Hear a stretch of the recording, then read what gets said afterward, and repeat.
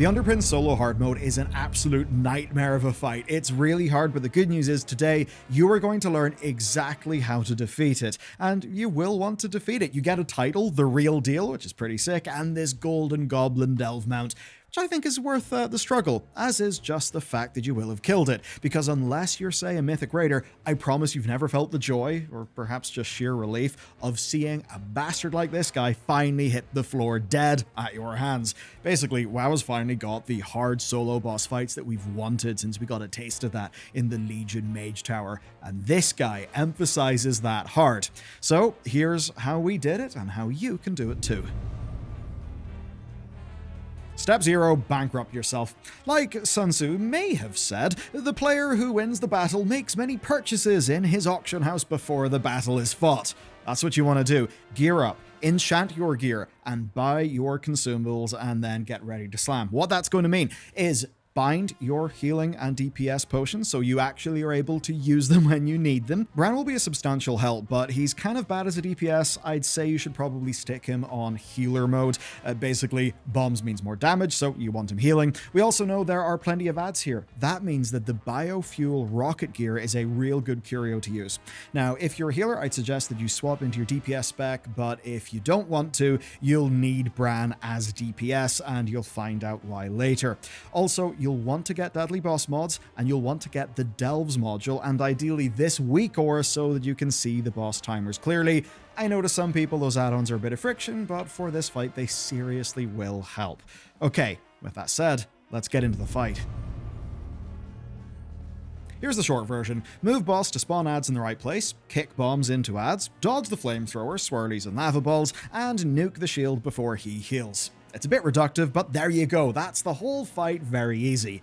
But of course, that's a little bit like saying that playing Elden Ring is just about dodging attacks while you hit the boss. That's true, but it's not really that helpful. So instead, I'm going to do this guide a little bit differently. We're going to do a play-by-play. You're going to learn the best strategy to follow, but most importantly, we're going to walk through it together so you actually understand how to apply what you're going to learn.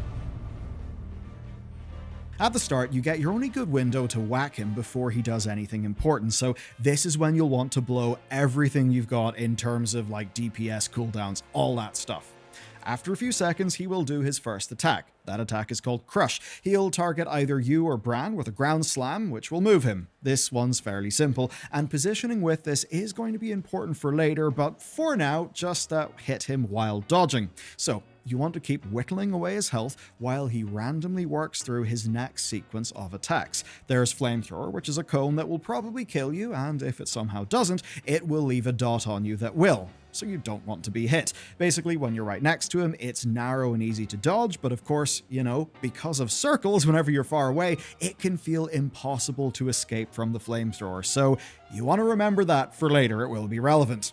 Another fun move is him raining swirly vomit all over the place. For that, just dodge. These will also one-shot you.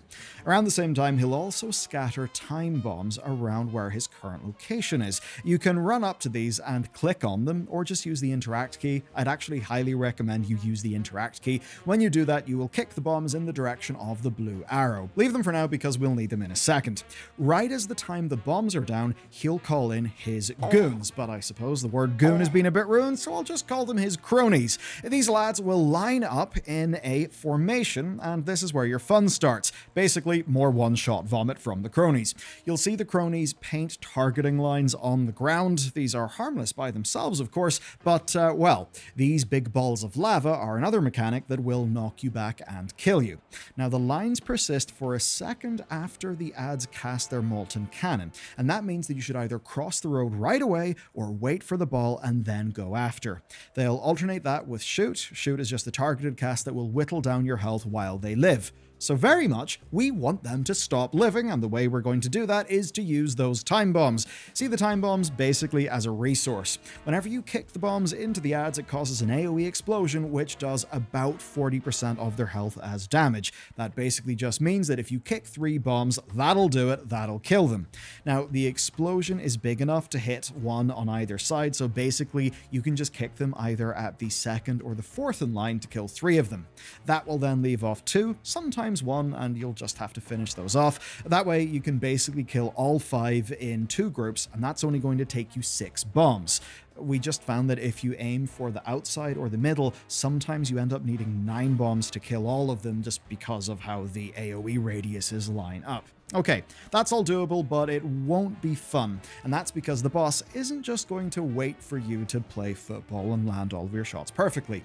While you're trying to kick those bombs, he will be continuing with his whole rotation. That means flamethrower, crush, swirlies, more bombs, and eventually more adds.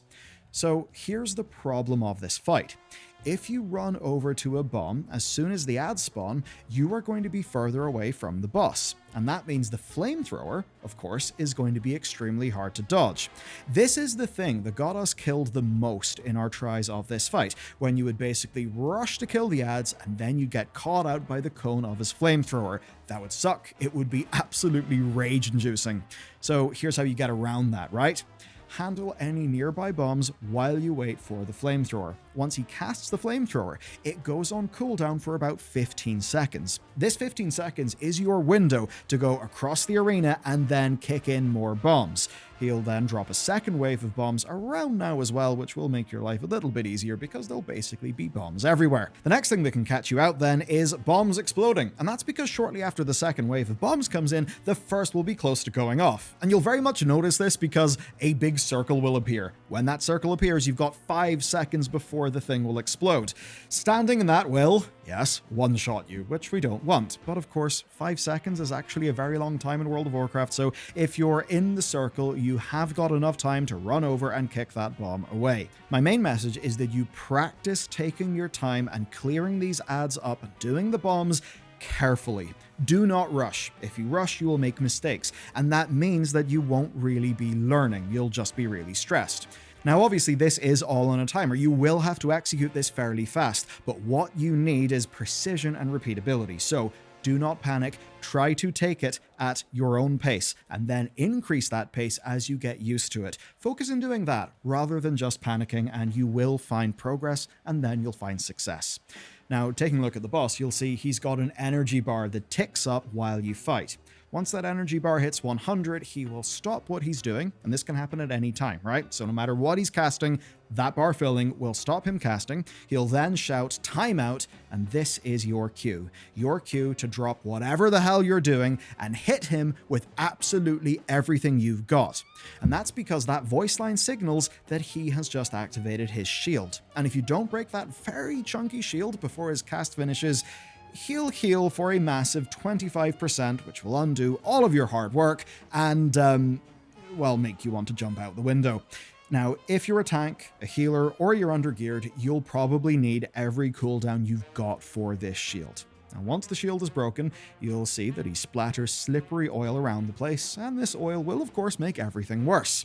But at least once you've got to this point, you know that you have seen the entire fight. If you can do this, good news, the chances of you finding success are high. But the bad news is that his first cycle is, well, the easy one. So it's time to start all over again, but with a twist. So you may have noticed that the adds leave burning mechs when they die. Those do a little bit of damage if you stand in them, but more importantly, they block future spawns in that location. See, the add spawns in fixed spots around the outside of the arena. When he calls them in, they'll land at the nearest free spots that they can find. Now, in your first cycle of the fight, that's completely fine, but in the second cycle of the fight, and every time after that, they can end up split, right? And they can be all over the arena, and that means that hitting multiple adds with the same bomb does get harder.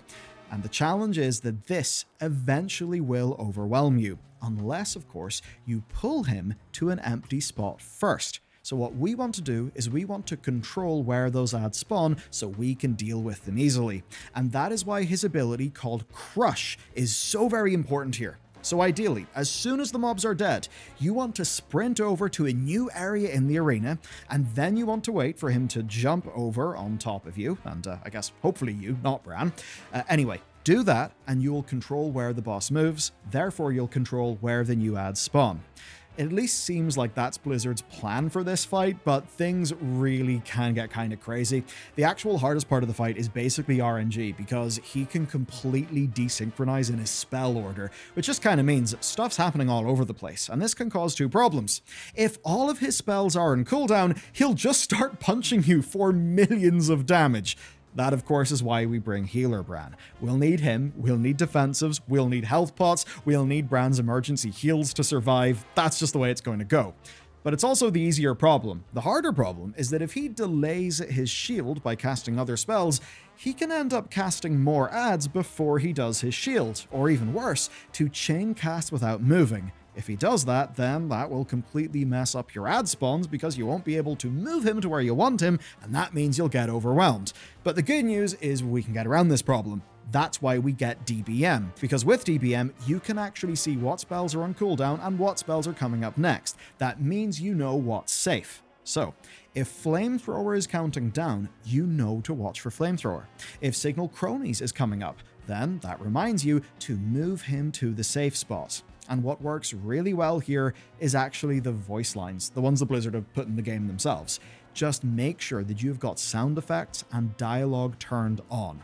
A lot of people turn those off by default in WoW, but in this case, he does a voice call out with every single attack. Now, there are a few variants of each, but with a few tries, you'll basically be able to hear what he's doing, which will allow you to just focus on kicking the bombs efficiently. And with how the fight plays out, the longer it goes on, the more kind of random his spell order gets. That's why I'm emphasizing that you use DPM and you actually listen for the voice lines.